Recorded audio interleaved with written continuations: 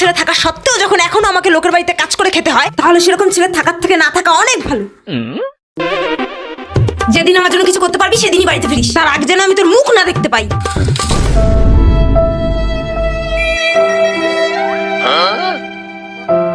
ফিরবো না আর বাড়িতে, যতদিন না মায়ের জন্য কিছু করতে পারছি। দেখাবো না এই মুখ।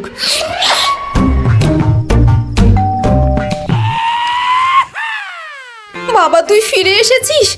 আমি রাগের মাথায় সেদিন তোকে কি না কি বলে ফেললাম, আর তুই সেটাকে সত্যি ভেবে বাড়ি ছেড়ে চলে গেলি।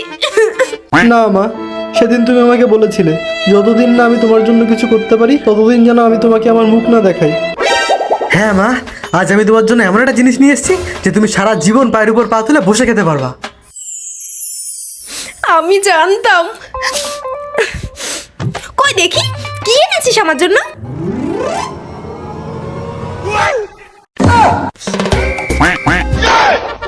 দে বাবা দে। চলো। চেয়ারটা দে। বাবা আমিও তোকে একটা জিনিস দিতে চাই। কি মা? ওই দেখ। ছাড়া